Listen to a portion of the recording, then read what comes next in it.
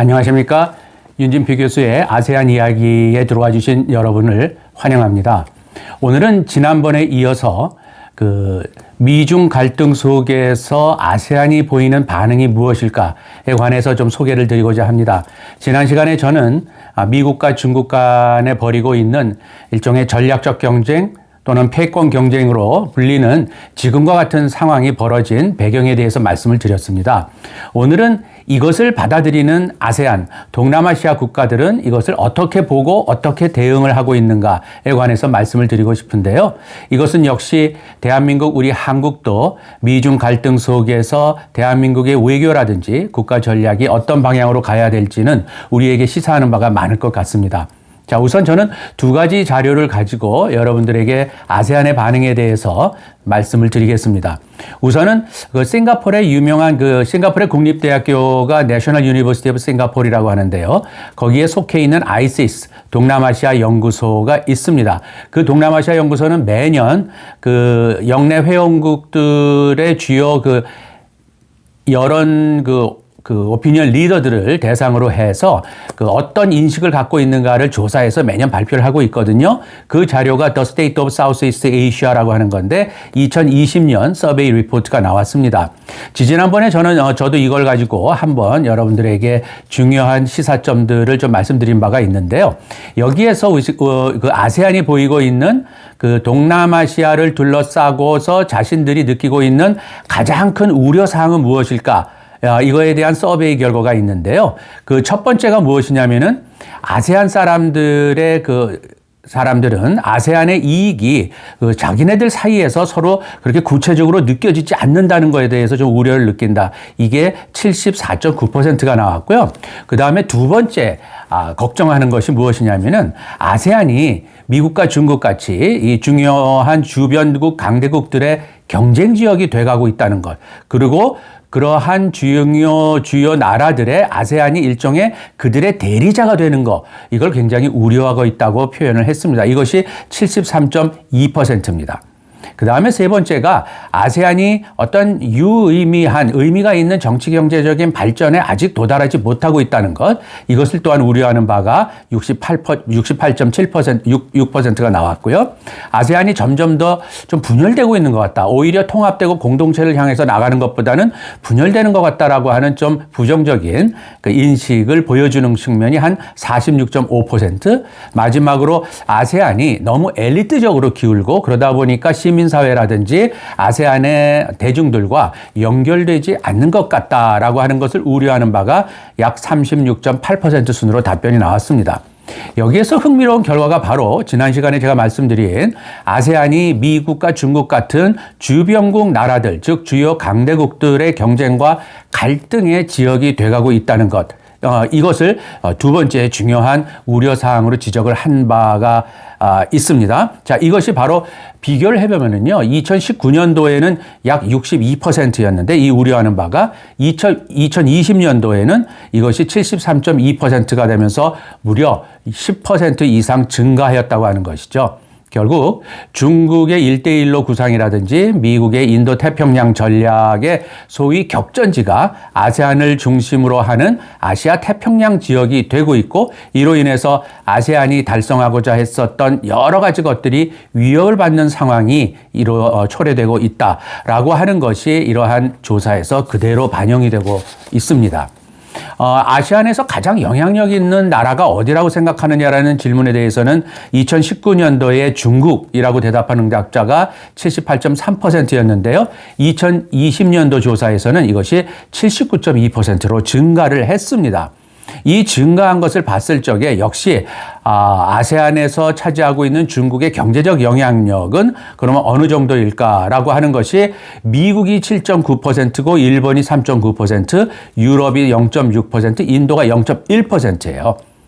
즉 압도적으로 중국이 차지하고 있는 경제적 영향력이 막강하다라고 하는 것을 아세안 사람들도 그대로 인식하고 있다고 하는 것이 매우 중요한 이번 관찰에서 나온 결과인 것 같습니다.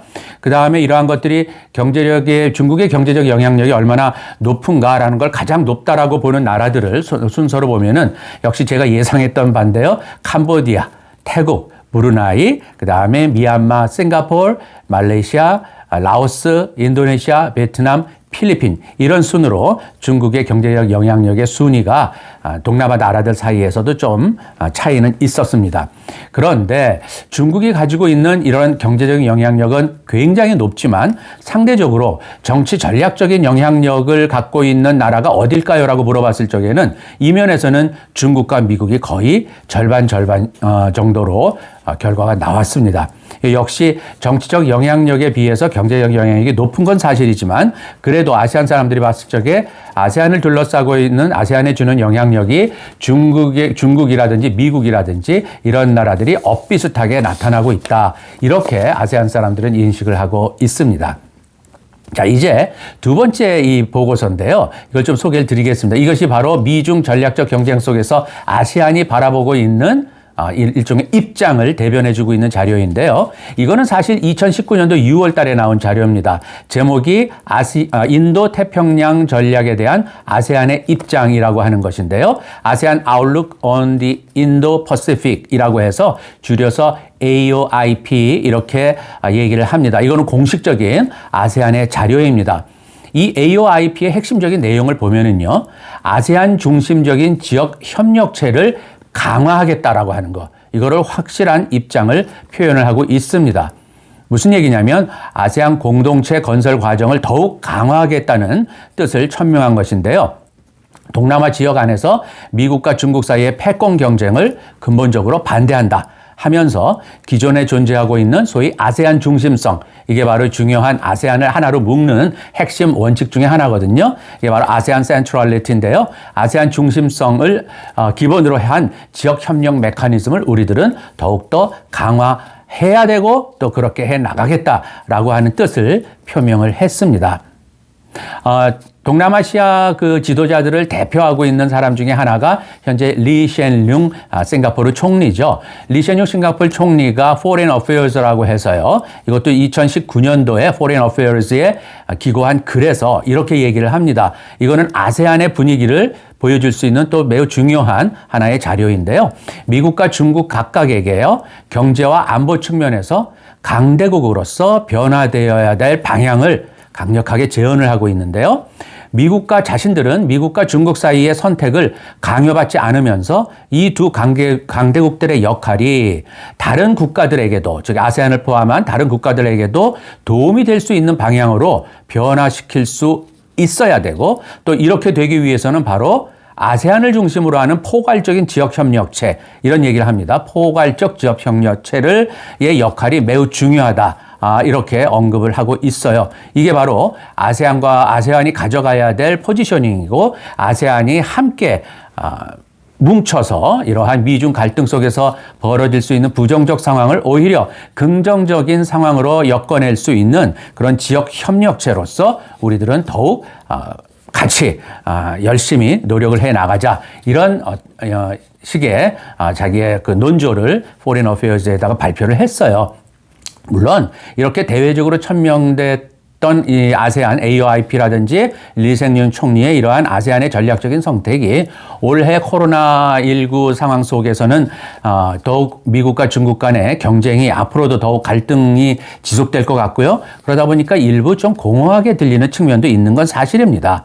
그렇다고 하더라도 제가 봤을 적에 이 아세안이 AOIP를 통해서 분명하게 자신들의 목소리를 제시를 하고 있고, 이걸 특히 중국과 미국을 향해서 확실하게 내고 있다라고 하는 사실은 아세안이 가지고 있는 나름대로의 굉장히 큰 외교적 자세이자 하나의 자산이라고 저는 평가를 하고 싶습니다. 자, 이래서 좀 한번 정리를 해보면은요, 아세안은 AOIP라고 하는 그 미국과 중국의 전략적 경쟁 속에서 일종의 균형 전략을 추구하고 있다. 이렇게 또 균형 전략을 오히려 강화해 갈 것이다 라고 하는 것을 확실하게 표명을 하고 있습니다. 이 균형 전략이라고 하는 것은요, 밸런싱 스트래티지라고 해서 외교 전략 중에 어떻게 보면 가장 보편적이고 잘 알려진 전략이죠. 두 어떤 강대국들 사이에 끼어 있는 중간국들의 입장에서 보게 되면 어떤 한 편에 서지 않고, 즉 밸런스, 균형을 이뤄가면서 그 중에서 포지셔닝을 하면서 최선의 자신들의 이익을 좀 추구하겠다라고 하는 전략인데요. 여기에 아세안 같은 경우에는 해칭 전략이 또한 하나 추가가 돼요. 해칭이라고 하는 것은 회피한다라고 하는 건데요. 이것도 중요한 외교 전략 중에 하나입니다. 즉 위험이 있을 적에 그러한 위험 요인을 밸런싱을 하되 밸런싱이 아닌 소위 해칭, 그걸 회피할 수 있는 조금 더 적극적인 전략인데요. 대표적으로 얘기를 해서 강대국들 이외에 제3의 파트너를 찾아서 자신들의 편으로 또는 같이 가는 그러한 전략을 추구하는 것이죠. 그게 바로 위험 회피 전략, 해칭 전략인데요. 동남아시아 같은 경우에는 이걸 바로 일본이라고 하는 것을 가장 중요한 제3의 파트너로 생각하고 있다라고 하는 걸 제가 지난번에 한번 정리를 해드렸죠. 일본 다음에는 유럽이었습니다. 유럽연합이었고요. 이 자료에서 본 것 중에 하나가 한국은 여전히 아세안에게 이런 정치 안보적인 측면에서 중요한 외교 안보 파트너 순서에서 봐도 가장 낮은 수준에 아직은 머무르고 있다라고 하는 것을 제가 지난번에도 말씀을 드렸었죠. 자, 이것이 일종의 코로나 사태 속에서 아세안의 결속이 좀 저해될 가능성도 있기는 하고요. 또한 코로나 사태 속에서 소위 이런 국가 간에 해결하는 데 있어서 국제적인 또는 다자주의적인 접근보다는 국가주의적이고 일방주의적인 접근이 부상을 하면서 이러한 같이 해결해 나가는 소위 아세안 중심성의 지역 협력 재해결 방식이 좀 약화될 개연성은 있습니다. 그렇다 하더라도 저는 역시 아세안이 앞으로도 아세안이라는 이름 속에서 동남아 10개의 나라가 이러한 미국과 중국 사이의 갈등 속에서 균형을 추구해 나가면서 일종의 이것을 회피해가는 전략을 나름대로 만들어서 추구해 갈 것이다. 이렇게 저는 정리를 해봅니다. 자, 이렇게 했을 적에 가장 중요한 역할을 해야 될 것들은 역시 아세안의 지도자들이라고 생각을 하고요. 이것이 바로 아세안의 중심성을 중심으로 해서 발전해가는 아세안 공동체를 결정을 하는 아세안 공동체의 위상을 결정해가는 가장 중요한 변수가 아닐까 이렇게 생각을 합니다. 올해의 아세안 의장국은 베트남이고요. 내년에는 ABC 순으로 이제 다시 브루나이로 가는데요. 제가 봤을 적에 소위 아세안의 목소리를 내는 중요한 나라라고 본다면은 이 리센융처럼 소위 싱가포르이 나름대로는 아세안의 어떤 전략이라든지 또는 아세안의 지향성을 보여주는 굉장히 중요한 중립적이면서 중간적인 역할을 잘 하는 것 같아요. 그래서 싱가포르 같은 나라 또 역시 이보다는 좀 못한다 하더라도요. 그래도 앞으로 역시 동남아시아를 대표하는 목소리로서의 동남아 지도자들이 좀 역할을 해준다면 인도네시아라든지 태국 같은 나라의 지도자들이 이런 아세안 목소리를 대변을 하는 데 있어서 중요한 역할을 하고 또 해야 될 것이라고 저는 기대를 합니다. 오늘은 여기까지 얘기를 마치도록 하겠습니다. 들어주신 여러분 감사합니다.